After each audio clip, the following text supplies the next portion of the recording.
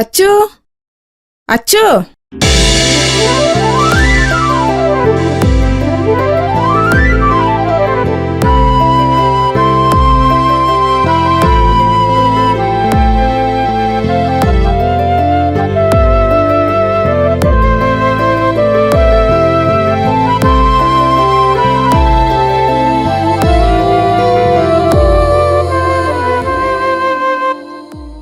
പെണ്ണിത് എവിടെ പോയി കിടക്കുക? എന്താ അമ്മേ? ഡേ, നീ ഹരിയുടെ ഷർട്ട് അയൺ ചെയ്ത് വെച്ചോ? വെച്ചെന്റെ അമ്മേ. ഏട്ടൻ വല്ല കൽപ്പണിക്കാണോ പോണേ? എന്തേടി? ഡ്രസ്സിൽ മുഴുവൻ അഴുക്ക. അലക്കി മനുഷ്യന്റെ ഊപ്പാട് പോയി. അവനിതെവിടെ?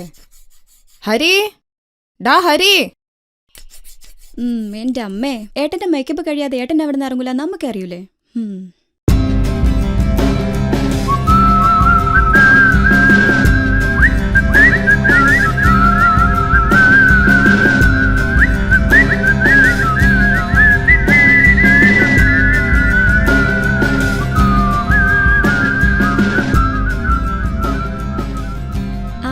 ദേ വന്നിരിക്കുന്ന നമ്മുടെ ദുൽഖർ സൽമാൻ.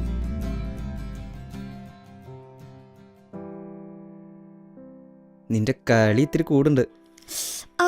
ഒന്ന് നിർത്തടാ. കണ്ട രണ്ടും കീരിയും പാമ്പും പോലെ. ഒരു നേരം കണ്ടില്ലാച്ച രണ്ടിന് ഒടുക്കത്തെ സ്നേഹമാ.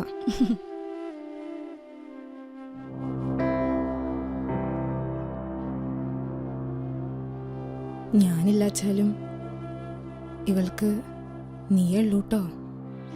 അമ്മ വെറുതെ എഴുതാപ്പുറം വായിക്കണ്ട.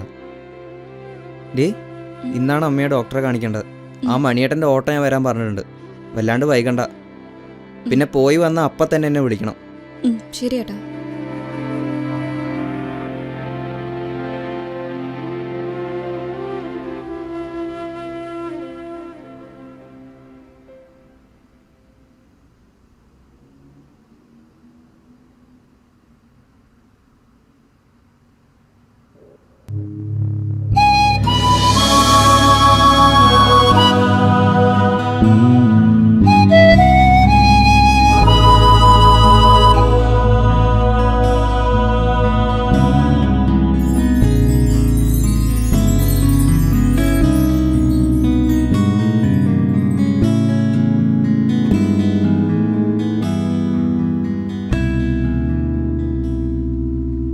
ഹരിയേട്ടാ, എന്തായി ഹരിയേട്ടാ?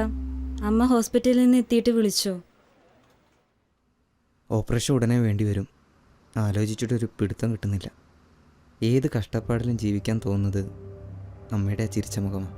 ഞാൻ കാരണം അതില്ലാണ്ടായാൽ. എന്താ ഹരിയേട്ടാ ഇത്? കൊച്ചുകുട്ടികളെ പോലെ. അമ്മയുടെ ഓപ്പറേഷൻ പറഞ്ഞ സമയത്ത് തന്നെ നടക്കും. ഹരിയേട്ടൻ ധൈര്യമായിട്ടിരിക്കും. പിന്നെ കുറച്ച് കാശ് ഞാനും കരുതി വെച്ചിട്ടുണ്ട്. വേണ്ടടോ, എത്ര വെച്ചിട്ടാ നീ എന്നെ സഹായിക്കുക? അതെ, ഹരിയേട്ടൻ എന്നെ അന്യായി കാണുന്നതിൻ്റെയാ ഈ ഈഗോ. തന്ന കാശൊക്കെ ഞാൻ എഴുതി വെച്ചിട്ടുണ്ട്. എന്നെ കിട്ടുമ്പോഴേ സ്ത്രീധനത്തിൽ നിന്ന് കുറച്ചാൽ മതി. Sir, phone. നീ പോയിക്കോ. Okay sir. ഹലോ. ഏട്ടൻ എന്താ ഫോൺ എടുക്കാത്തെ? എത്ര നേരമായി വിളിക്കുന്നറിയോ? ഡോക്ടർ എന്താ പറഞ്ഞേ? ഓപ്പറേഷൻ ഉടൻ വേണമെന്നാ പറഞ്ഞേ. ഞാൻ അമ്മയ്ക്ക് കൊടുക്കാം. മോനെ, കുഴപ്പമൊന്നുമില്ല. മരുന്നുകൊണ്ട് മാറും. നീ ഓരോന്നോർത്ത് ആദ്യം കൂട്ടണ്ട. പിന്നെ ഒരു സന്തോഷ വാർത്തയുണ്ട്. ഹോസ്പിറ്റലിൽ വെച്ച് അച്ഛനാരെയും പ്രപ്പോസ് ചെയ്തോ? അതൊന്നും അല്ല. നീ ഒന്ന് വേഗം വന്നേ.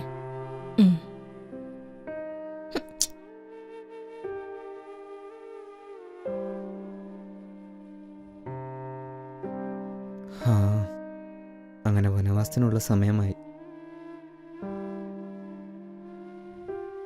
എന്റെ കുട്ടി അധിക കാലമൊന്നും അവിടെ നിൽക്കണ്ട. ഇവളെ കെട്ടിച്ചയക്കാനുള്ള കാശായ നീ ഇങ്ങ് പോരെ. നീ അടുത്തില്ലാണ്ട് അമ്മയ്ക്ക് എന്തിനാടാ കുറെ കാശ്? ആദ്യം അമ്മയുടെ ഓപ്പറേഷൻ, അതിനുശേഷം അച്ഛൻ്റെ കല്യാണം. അതിനു മുൻപ് ഏട്ടൻ കൊണ്ടുവരുമെന്നാ എന്റെ പേടി. ഏട്ടന്റെ വിളിക്ക് വേണ്ടി റെഡിയായിട്ട് നിൽക്കുന്ന ഒരാളുണ്ട്. ആണോടാ? അത് പിന്നെ അമ്മേ. നമ്മുടെ കേമോ, നീ ആള് കൊള്ളാലോ. ഒന്ന് പോവാമേ. എനിക്കെന്തരടി?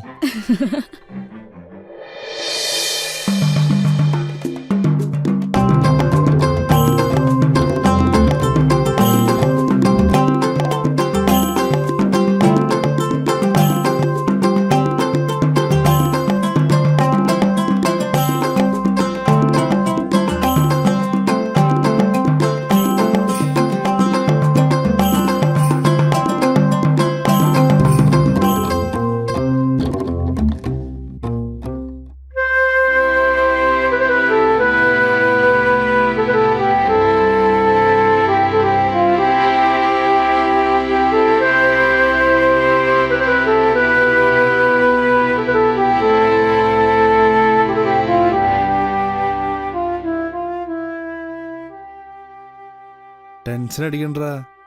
ഹരി, നീ എന്തേലും നോക്കണേ? നീ ബാഗ് ഉണ്ടെന്ന്.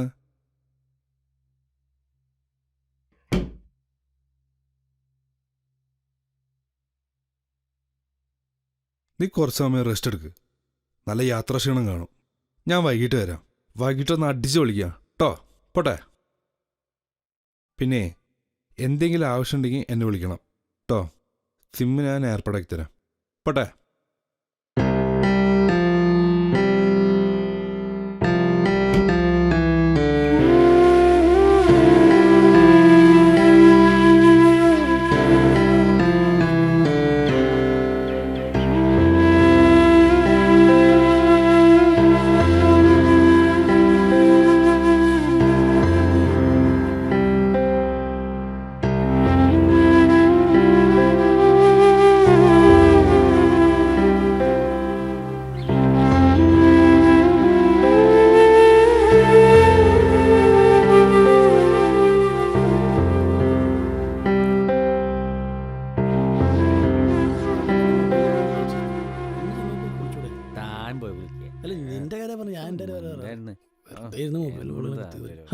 ഉറക്കത്തിലായതുകൊണ്ട് വിളിക്കണ്ടെന്ന് കരുതിയതാ ഞാൻ. ജോബി നാളെ ജോലിക്ക് കയറൂലേ?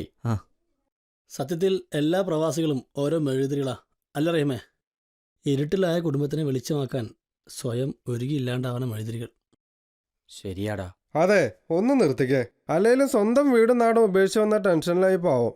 അതിനിടയിൽ മനം മടുപ്പിക്കുന്ന ചില സത്യങ്ങളും. എന്തിനാ ഈ പാവത്തിനെയും കൂടെ? ഏയ് അങ്ങനെയൊന്നുമില്ല കേട്ടോ. പിന്നെ ചില സത്യങ്ങളെ നമ്മൾ നേരിട്ടല്ലേ പറ്റൂ.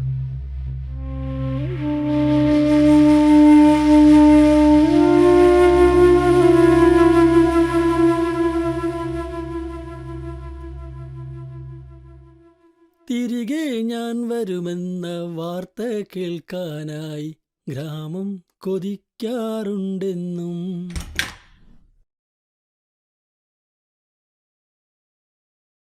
ഹരി എവിടെടാ? അവൻ കുളിക്കാനല്ലോ. നിന്റെ ഫോൺ എവിടെടാ? 2 ദിവസം നിന്റെ വീട്ടിൽ നിന്ന് വിളിക്കാൻ തുടങ്ങിയിട്ട്. നിന്റെ നമ്പർ വിളിച്ച് കിട്ടാനായിട്ട് എന്നെ തപ്പി പിടിച്ച് വിളിച്ചോണ്ടിരിക്കണേ. അത് എൻ്റെ ഫോണ് 2 ദിവസം മുമ്പ് വെള്ളത്തിലൊന്ന് വീണു. റിപ്പയറിങ്ങിന് കൊടുത്തിട്ട് കിട്ടിയിട്ടില്ല. എന്ത് ഉമ്മർക്കാ? ബേജാറാവാനൊന്നുമില്ല. അമ്മ ഹോസ്പിറ്റലിലാണ്. ഓപ്പറേഷൻ പെട്ടെന്ന് വേണ്ടി വരും. അതുകൊണ്ട് നീ എത്രയും പെട്ടെന്ന് പോകണം. പോകാനുള്ള പൈസ ഒന്നും കയ്യിലായിട്ടില്ല. അതോർത്ത് നീ ടെൻഷൻ അടിക്കണ്ട. പൈസയൊക്കെ ഞാൻ ഏർപ്പാടാക്കിയിട്ടുണ്ട്. ഓക്കെ?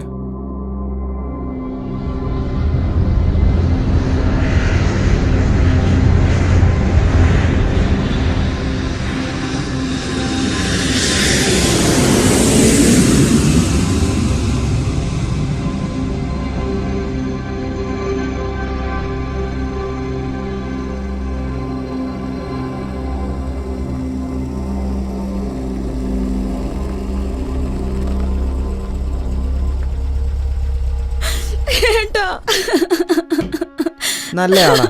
നീ അമ്മേനെ ഹോസ്പിറ്റലിലാക്കിയിട്ട് ഇവിടെ ഒന്ന് നിൽക്ക്. കരയണ്ട, ഏട്ടൻ വന്നില്ലേ? അമ്മയ്ക്കൊന്നും ഉണ്ടാവില്ല. ഏട്ടനല്ലേ പറയണത്? ദേ നോക്ക്, അമ്മയുടെ ഓപ്പറേഷനുള്ള മുഴുവൻ കാശും കൊണ്ട് ഏട്ടൻ വന്നേക്കണേ. ഏട്ടാ, നമ്മുടെ അമ്മ പോയി. ഏട്ടന്റെ ഫോണിലേക്ക് എത്ര പ്രാവശ്യം വിളിച്ചത്? പോയി എവിടെ പോയി? നമ്മളെ തനിച്ചാക്കിയിട്ട് അമ്മയ്ക്ക് ഒറ്റയ്ക്ക് എവിടെയും പോകാൻ കഴിയില്ല. അച്ചു, തമാശ കാണാം. നമുക്ക് അമ്മയുടെ അടുത്ത്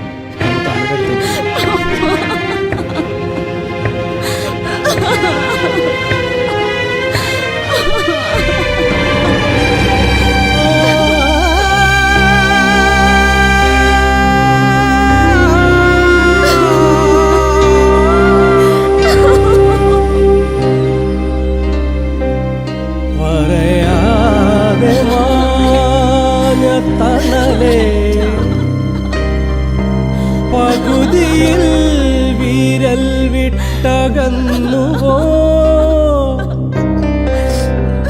പറയാതെ മാഞ്ഞത്തണലേ.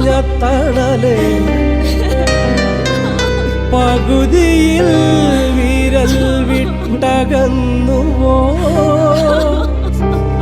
ഇനി എത്ര ദൂരം ഞങ്ങളിരുവരും വെയിലേ